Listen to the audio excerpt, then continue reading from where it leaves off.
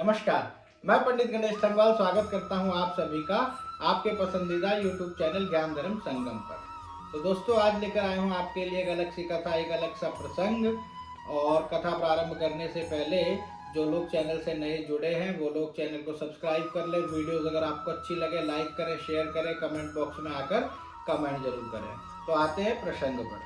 एक बार एक राजा के राज्य में राजा की संतान नहीं होती है। अनेक प्रयत्नों, अनेक उपायों, अनेक वर्षों तक तप करने के पश्चात में राजा के यहाँ एक कन्या जन्म लेती है। जब कन्या जन्म लेती है तो राजा बहुत ही प्रसन्न होते हैं और कन्या की कुंडली बनवाकर ज्योतिषियों से पूछते हैं, क्या यह कन्या हमारे राज्य के लिए और राजपद के लिए शुभ रहेगी?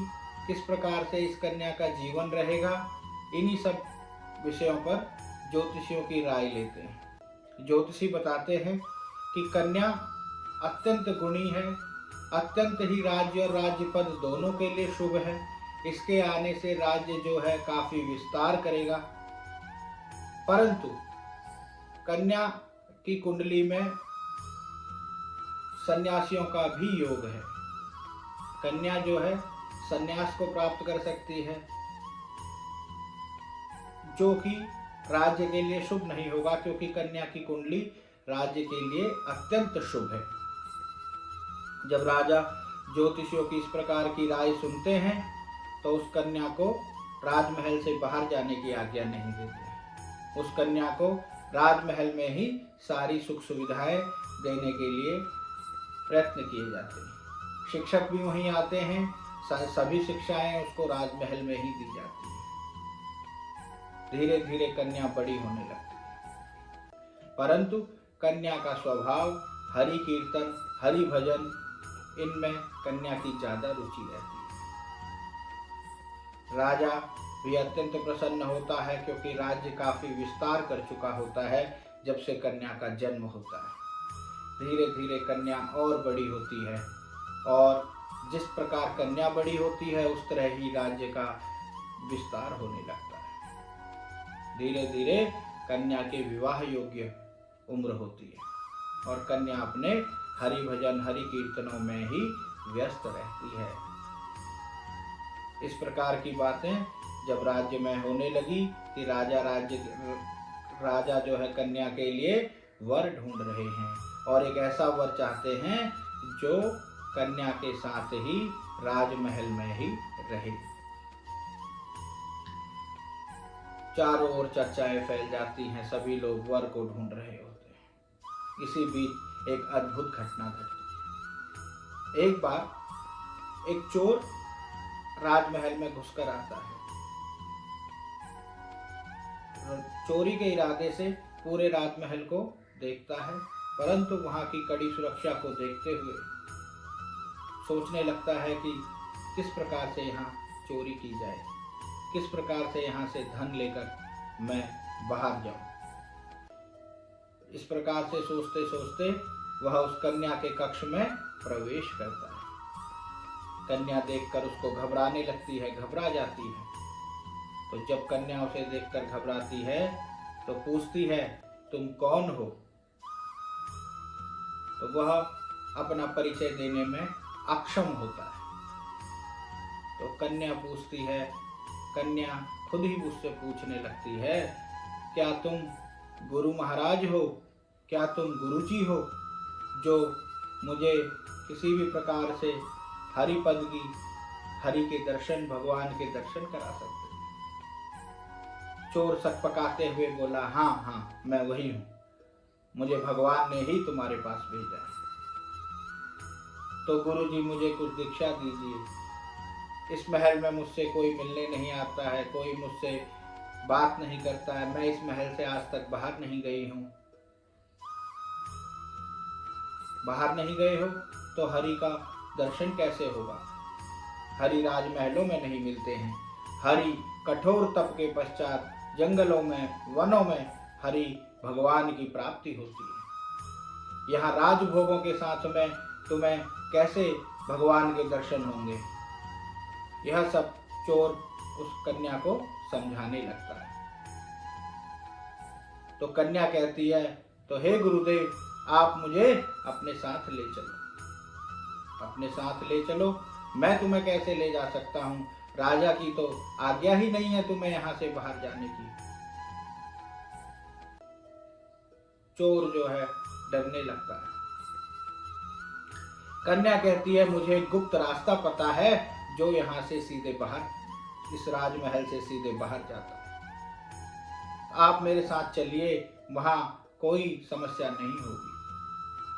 चोर सोचता है राजमहल से बाहर निकलने का यह अच्छा तरीका है, तो राजकुमारी से कहता है, तो मैं बाहर खड़ा हूं और तुम अपना सारा सामान, कपड़े, गहने इत्यादि सब कुछ लेकर मेरे साथ चलो। कन्या भी, क्योंकि कन्या को इस प्रकार के आचरण का किसी का पता नहीं होता है, वह अपने तप और उसमें संलग्न रहती है, तो कन्या भी अपने साथ सारा सामान लेकर चली जाती है, अपने गहने, अपने वस्त्र सब कुछ लेकर चली जाती है।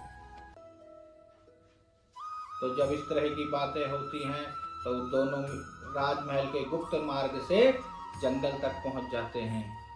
जंगल में चोर सोचता है, यार अब इस कन्या को छोड़कर अब मैं कैसे भागूं? अब इसने तो मुझे गुरुजी कहकर मेरे पीछे लगी हुई है, किस प्रकार से इससे सामान लूं?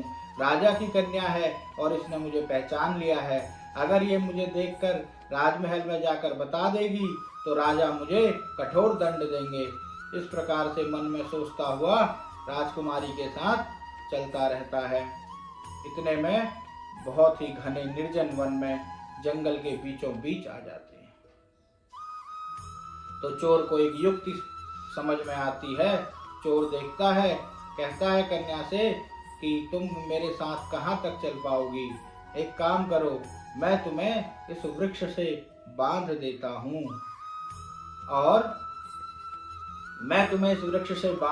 हूँ और मैं कुछ खाने पीने की व्यवस्था ले करके तुम्हारे पास पुनः आता हूँ, तब तक तुम हरि नाम का संकीर्तन करो। तो कन्या भी गुरु की बात में आ जाती है, चोर की बात में आ जाती है। तो चोर कन्या को बांधकर सारा सामान लेकर भाग जाता है और कन्या को वहीं बांध कर चला जाता है। इसके बाद राजा कन्या को राजमहल में न देखकर चारों ओर सैनिक दौड़ाता है, चारों ओर से कन्या को ढूंढने के लिए आदेश देता है। राज्य के चारों ओर जंगलों में सब जगह कन्या को ढूंढा जाता है। ठीक बहुत समय के बाद में सैनिक वहां पर आ जाते हैं जहां वह कन्या बंधी होती है। इस प्रकार से जब सैनिक जो है कन्या को देखते हैं तो बोलते हैं कि कन्या, हे राजकुमारी, हमारे साथ चलो, हम तुम्हें बंधन से मुक्त करते हैं। इस पर कन्या कहती है, नहीं, मुझे तो मेरे गुरु ही मुक्त करेंगे, मैं इस प्रकार से, मुझे खोलना मत। सैनिक सारी बहुत प्रार्थना करते हैं, परंतु राजकुमारी नहीं मानती। जब राजकुमारी नहीं मानती तो सैनिक लौटकर राजमहल आते हैं और राजा को बताते हैं कि राजकुमारी ऐसे एक जंगल में वृक्ष से बंधी हुई है और हमने खोलने का प्रयत्न किया तो उन्होंने मना किया। इस प्रकार जब राजा ने सुना तो राजा भी महारानी के साथ में, अपने सेनापति के साथ में सशस्त्र सेना को लेकर वहां पर गया और राजकुमारी से कहने लगा कि पुत्री, तुम घर चलो। इस प्रकार से कहने लगी, पुत्री के कन्या कहने लगी, नहीं, मुझे मेरे गुरु ही बंधन से मुक्त करेंगे। राजा ने बहुत समझाया, इस प्रकार का कोई गुरु नहीं होते, इस प्रकार से कोई गुरु नहीं होते जो कि सारा सामान लेकर चला जाए और अपनी शिष्या को ऐसे इस प्रकार से बांध ले। कहती है, नहीं, मुझे तो मेरे गुरु ही मुक्त करेंगे, मेरे गुरु ही आएंगे और बार बार हरि नाम का संकीर्तन करते हैं। तो राजकुमारी का जो तप होता है वह बहुत होता है। जब इस प्रकार से राजकुमारी दुखों को पीड़ा होने लगती है, भूख से व्याकुल होने लगती है, प्यास से व्याकुल होने लगती है, परंतु हरि नाम का कीर्तन करती है और एक ही रट लगाती है कि मुझे मेरे गुरु ही मुक्त करेंगे। यह सारी घटना नारद जी देखते हैं।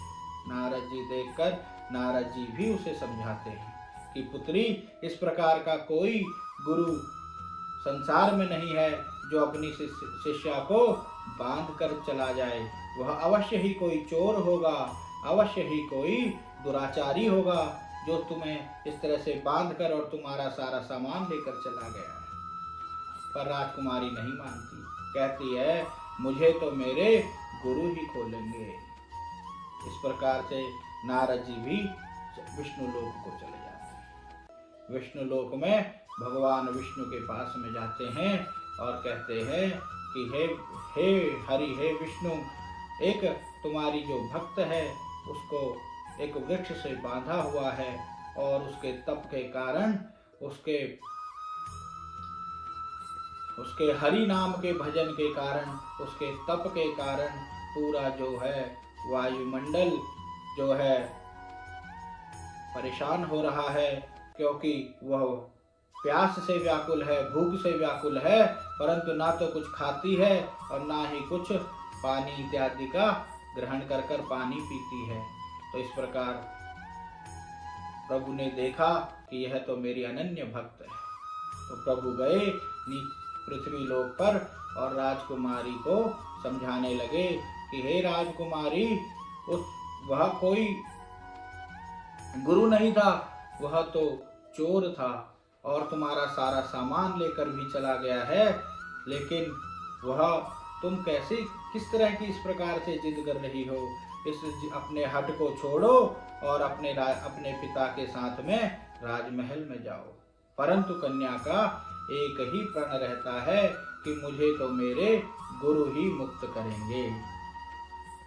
तो इस प्रकार जब विष्णु भगवान के कहने से भी नहीं मानती है, तो फिर विष्णु भगवान कहते हैं, अपने पार्षदों को, अपने दूतों को भेजते हैं और राजा भी अपने दूतों और सैनिकों को भेजते हैं और कहते हैं कि उस चोर को ढूंढ कर लाओ, वरना यह तो नहीं, इसको बंधन से मुक्त नहीं किया जाएगा और इसका पाप हम सबको लगेगा। इस प्रकार की बात करते हुए जब राजा के दूत और विष्णु भगवान के दूत सारे देवता मिलकर उस चोर को ढूंढकर पकड़कर वहां पर लेकर आते हैं, तो विष्णु भगवान बोलते हैं कि भाई इस कन्या को समझाओ कि तुम चोर हो, कोई गुरु नहीं हो। चोर भी सारी कथा राजकुमारी को बताता है, परंतु राजकुमारी कहती है कि तुम ही मेरे गुरु हो, तुम्हारे ही कारण अगर तुम मुझे नहीं बांध कर जाते तो मुझे ना तो भगवान विष्णु के दर्शन होते, अगर तुम विष्णु के दर्शन करा सकते हो तो तुम ही मेरे गुरु हो। तुम्हारे ही कारण मुझे नारद जी, विष्णु भगवान और इन सारे देवताओं का दर्शन हुआ है, तो तुम ही मेरे गुरु हो। इस प्रकार से कहकर गुरु जो है, चोर जो है, राजकुमारी को बंधन से मुक्त करते हुए अपने अपने स्थानों को सभी चले जाते हैं और चोर को लेकर राजा के जो सैनिक होते हैं और राजकुमारी को लेकर राजमहल में पहुंचते हैं और विष्णु भगवान अपने विष्णु लोक को प्रस्थान करते हैं। तो मित्रों, दोस्तों, एक बात हमें यहाँ समझनी चाहिए कि जब एक चोर जो है को गुरु मानने से भगवान के दर्शन हो सकते हैं, तो अगर आपके जीवन में कोई सद्गुरु मिले तो भगवान की प्राप्ति आपको करा सकते हैं। भगवान प्राप्ति के लिए आपका तप, आपका प्रण और गुरु के प्रति निष्ठा आवश्यक है। जब ये तीनों चीजें मिल जाती हैं तो अवश्य ही हरि का दर्शन होता है, व्यक्ति मोक्ष को प्राप्त कर सकता है। इन्हीं शब्दों के साथ में वाणी को विराम देते हुए आज की कथा में बस इतना ही। नमस्कार, धन्यवाद।